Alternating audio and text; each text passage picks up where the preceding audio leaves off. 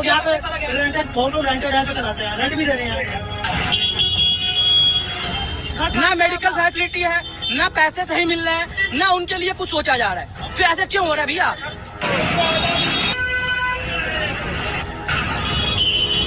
दिल्ली हमारी नंबर गाड़ी है, हमारा होम स्टे जो है वो घर दिल्ली है, तो हम दिल्ली में काम क्यों नहीं कर सकते? हम 5% 10% कमीशन देने के लिए तैयार हैं, मना नहीं कर रहे हैं। हम ओला उबर को भी कमीशन देते हैं। कस्टमर से लेता है पैसा, हमें नहीं देता है क्योंकि हम टैक्स भर रहे हैं। खर्चा आता है 5 रुपए आता है, ये 7 रुपए ही दे रहे हैं, तो हम लोग को 2 रुपए में कैसे बचेगा? क्या करेंगे हम? तो महंगाई बढ़ रही है और पैसे घट रहे हैं, फिर हम कहाँ जाएंगे? कमर्शियल गाड़ी पे आप पिकअप ड्रॉप नहीं कर सकते, तो प्राइवेट पे करें क्या, ये बताएं। चाहे वो बीजेपी हो, चाहे वो आम आदमी पार्टी हो, चाहे वो कांग्रेस हो, गरीबों का ही शोषण होता है। कोई भी बीजेपी ने, मोदी सरकार ने हमारे भारत की चौथी सबसे बड़ी अर्थव्यवस्था ट्रांसपोर्ट का बिल्कुल सत्यानाश कर दिया है। टैक्सी ट्रांसपोर्ट का, टैक्सी ट्रांसपोर्ट हो, बस ट्रांसपोर्ट हो, ऑटो ट्रांसपोर्ट वगैरह जो है, इसका पूरी तरीके से सत्यानाश कर दिया है।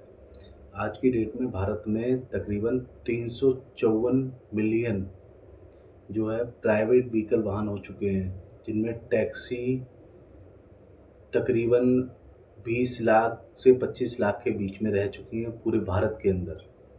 और जो प्राइवेट वाहन है वो 300 मिलियन क्रॉस कर चुके हैं, 354 मिलियन। ये 2022 की रिपोर्ट है, और इसमें बाइक और प्राइवेट कार हैं। अब इनसे हो क्या रहा है? इनसे देश में क्राइम बढ़ रहा है। और बीजेपी सरकार ये सब कुछ क्यों कर रही है? क्योंकि बीजेपी सरकार बड़े बड़े बिजनेसमैन, उद्योगपतियों के दबाव में काम करती है। इसीलिए आज जिस तरीके से हमारे भारत में कोई भी व्यक्ति आम तौर पे गाड़ी खरीद रहा है, एक गाड़ी को खरीद कर फिर 10 बार उसे चाहे बेच रहा है, इधर से उधर गाड़ी ट्रांसफ़र हो रही है, या कहीं से भी कहीं पे मतलब किसी भी तरीके से चोरी डकैती बदमाशी कुछ भी काम हो रहे हैं वो उन गाड़ियों के ज़रिए हो रहे हैं। किसी भी तरीके का कोई भी क्राइम हो रहा है वो उन गाड़ियों के ज़रिए हो रहा है। लेकिन इस बात के लिए सरकार चुपचाप बिल्कुल चुप्पी साधे हुए है, और न्यूज़ वाले इस बात के लिए बोलने के लिए तैयार नहीं है, क्योंकि लाखों करोड़ों के बीच में वो न्यूज़ वाले भी आते हैं।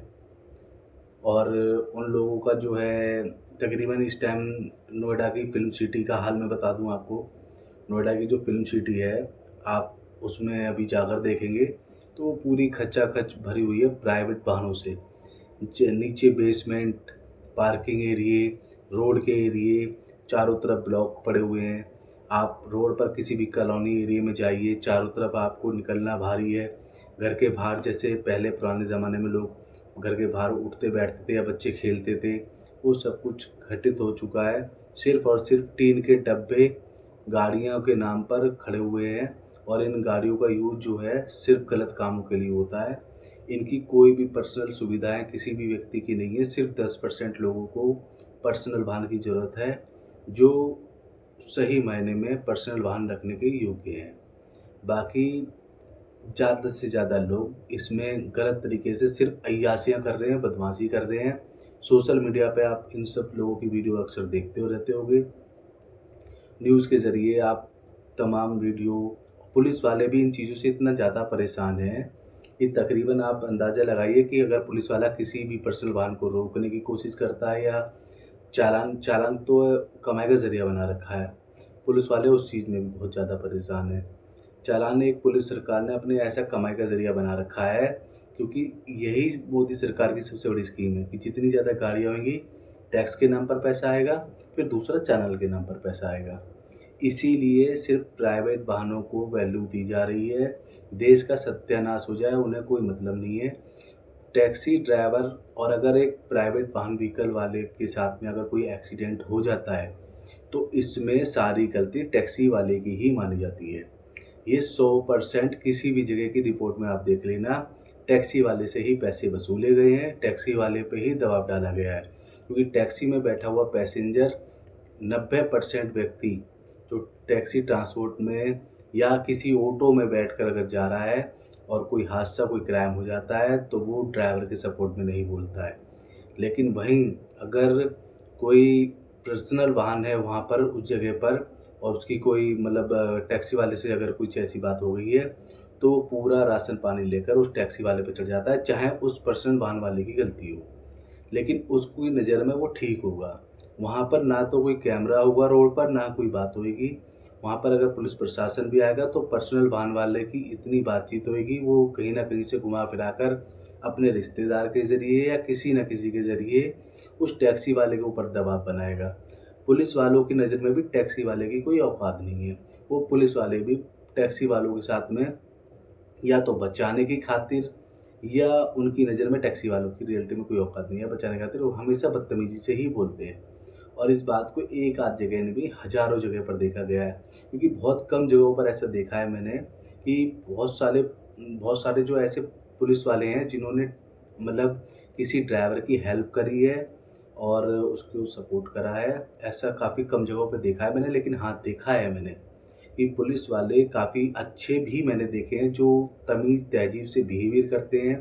पुलिस वालों को मैंने ऐसा भी देखा है कि उन्होंने मदद भी करी है, लेकिन काफ़ी मतलब कहने का कुल मिलाकर 70% मैंने यही देखा है कि बदतमीज़ी ही होती है। और इससे क्या हो रहा है कि टैक्सी में या ऑटो के अंदर या बस के अंदर कौन से व्यक्ति चलते हैं? सिर्फ गरीब लोग चलते हैं। और देश में गरीब लोगों की जनसंख्या तकरीबन 100 करोड़ के आसपास है, जिनमें से 80 करोड़ जनसंख्या तो राशन लेकर खा रही है सरकार से। और ये अंदाज़ा लगाइए कि फिर इतनी बड़ी पॉपुलेशन में इतनी सारी मतलब पर्सनल वाहन, पर्सनल गाड़ियाँ ये चल रही हैं, इसका रीज़न क्या है? आज की डेट में आप किसी भी गरीब से गरीब कॉलोनी में चले जाओ, आपको पर्सनल वाहन, वहाँ प्राइवेट वाहन खड़े हुए नज़र आएंगे, उनके अपने लोगों के खड़े हैं, ठीक है। सस्ते में ये गाड़ियाँ इस तरीके से, अभी सरकार का कुछ ऐसा नियम भी आया है कि उन्होंने जो है काफ़ी सुविधा मतलब लोन को लेकर कर दी है कि सस्ते में मतलब आप गाड़ी खरीदिए और यूज़ करिए, और आप अपने जितना कमा रहे हैं उतना बैंक वालों को या कंपनी वालों को भरते रहिए, ठीक है। अब जो एक व्यक्ति अपने शौक के तौर पर गाड़ी खरीद रहा है, उसको ये नहीं पता कि ये उसके जीवन का सत्यानाश होने वाला है। वो 4 दिन की चांदनी और फिर वही अंधेरी रात होने वाली है। लेकिन क्योंकि आड़ के अंदर जो मतलब जहाँ पर गाड़ियाँ खड़ी होती हैं, जहाँ पर गाड़ियाँ बैंक से खींच कर ले जाई जाती हैं, तकरीबन मैंने कम से कम 20-25 ऐसी जगह देखी हैं जहाँ पर ये गाड़ियाँ खींच कर ले जाई जाती हैं। वहाँ पर अगर मैं कहीं पर भी गया हूँ तो वहाँ 150, 200, 400, 500 कहीं पर ऐसी गाड़ियाँ तकरीबन मैंने भरी हुई देखी हैं, और उनको भी सेल आउट करा जा रहा है। किसी भी आप थाने चौकी पर चले जाओ, वहाँ पर आपको 10, 20, 50 गाड़ियाँ आपको कूड़े के भाव में सड़ती नज़र आती हैं, क्योंकि वो सब 2 नंबर से यूज़ करी हुई गाड़ियाँ या एक्सीडेंटल गाड़ियाँ, किसी न किसी तरीके से आपराधिक रूप में पकड़ी हुई गाड़ियाँ होती हैं वो। लेकिन कुल मिलाकर फिर भी जो है पब्लिक को उस चीज़ के लिए रोका नहीं जाता है, ताकि जो है कुल मिलाकर सरकार जो है ऐसी व्यवस्था बनाए जिससे जो है टैक्सी ट्रांसपोर्ट आगे बढ़े। और टैक्सी ट्रांसपोर्ट के आगे बढ़ने से कई सारे बेनिफिट हैं, क्योंकि देश की अर्थव्यवस्था को टैक्सी ट्रांसपोर्ट संभालता है।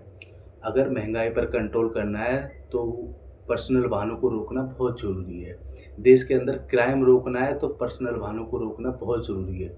आज की डेट में लड़कियों का शोषण हो रहा है या लड़की के साथ बलात्कार हो रहा है, सबसे ज़्यादा पर्सनल वाहनों में हो रहा है। टैक्सी ट्रांसपोर्ट में जितने भी आज की डेट में लड़के काम कर रहे हैं, उनमें से गलत व्यक्ति वो इसीलिए हैं क्योंकि कहते हैं ना कि जिसका पेट भरता नहीं है फिर वो गलत ही रास्ते अपनाता है, और जब किसी व्यक्ति का पेट नहीं भरेगा तो वो गलत रास्ते ही या गलत काम ही करेगा। और इस बात को खुद पुलिस वालों ने ही बोला है। जब मैं कुछ पुलिस वालों के पास खड़ा हुआ और मेरी उनसे बातचीत हो रही थी, तो वहाँ का माहौल इतना ट्रैफिक भरा हुआ था कि उस बीच जब मैंने देखा तो पुलिस वाले क्या कर रहे थे कि ऑटो वालों को और जो है वहाँ टैक्सी आने वालों को भगा रहे थे, मतलब वहाँ रुकने नहीं देते। उसका कारण क्या था कि पीछे एक बंदा कार के अंदर बैठा हुआ है, पूरी गाड़ी खाली है, कारों के अंदर बैठे हुए एक एक बंदा बैठा हुआ है और हॉर्न पे हाथ रख रखा है, प्रेशर दे रखा है, जहाँ मर्जी स्टीयरिंग आ रहे हैं वहाँ मोड़ रहे हैं, जो मर्जी वो आ रहे हैं वो कर रहे हैं। अच्छा, वो फुल चौड़ होकर चलते हैं पर्सनल वाहन वाले। ऑटो टैक्सी वाला सवारी बैठाने के लिए या सवारी उतारने के लिए, क्योंकि उनमें गरीब लोग चलते हैं, उनका जीना हराम कर रखा है। रोड पर इतना बुरा हाल मचा रखा है। अच्छा, बीजेपी सरकार को या किसी भी नेता को इस बात पे कोई फ़र्क नहीं पड़ता। उसका रीज़न क्या है? क्योंकि वो लोग जब निकलते हैं तो उनका काफ़िला निकलता है, उनकी सुरक्षा के लिए पुलिस वालों को रोड खाली करवाना पड़ता है। अब उनके लिए तो रोड खाली होता है, वो तो जहाँ मर्ज़ी जिस मर्ज़ी रोड से सूँआ साट निकल जाते हैं, उनको तो दिखता ही नहीं कि तकलीफ़ होती क्या है। उनको अगर आज की डेट में अगर वो काम भी ना करें, काम तो वैसे भी कुछ करते नहीं, बातें बनाते हैं, सीधी-सी बात ही है। जितने भी राजनेता आज की डेट में बातें ही बनाते हैं और बड़े-बड़े उद्योगपतियों के दबाव में काम करते हैं। और ये बात मैं 100% दावे से कह रहा हूँ। जितने भी नेता हैं, चाहे वो कांग्रेस पार्टी का हो, चाहे वो आम आदमी पार्टी का हो और चाहे वो बीजेपी पार्टी का हो, जितने भी नेता हैं सिर्फ़ और सिर्फ दुनिया को बेवकूफ़ बना रहे हैं, सिर्फ़ और सिर्फ भारत के पब्लिक जनता को बेवकूफ़ बना रहे हैं। इसकी सच्चाई पोल पट्टी खोलूँ तो सबसे बड़ी बात ये है कि जितने भी हम लोगों को सूचना पहुंचाने वाले लोग हैं, जिनको भी हम टीवी पर ये देखते हैं कि ये लोग हमें सूचनाएं पहुंचा रहे हैं, देश में कहाँ क्या हो रहा है, ये लोग उन लोगों से मिले हुए हैं। और बहुत बड़ा रोल है इसके पीछे, जिस बात को मैं शायद अभी ना ही बता सकूं, ठीक है, अभी बताना भी ठीक नहीं होगा, मगर हम लोगों तक जो सूचना पहुंचाने वाले हैं या उद्योगपति हैं या राजनेता हैं, इन्हीं लोगों ने देश की 100 करोड़, 125 करोड़ जनता को घुमा रखा है। अगर आपको मेरी बात सही लग रही है, सही समझ में आ रही है, तो आप इस वीडियो को आगे शेयर करना, लाइक भी कर देना, क्योंकि मैं और लोगों की तरह, यूट्यूबर की तरह तो हूँ नहीं जो बातें घुमा फिरा कर ऐसी वैसी बातें बोलूँ। जो बात है सीधी-सीधी बोल रहा हूँ, जो देखा है सीधा-सीधा बोल रहा हूँ, जो जानता हूँ सीधा-सीधा बोलता हूँ। जय हिंद, जय भारत।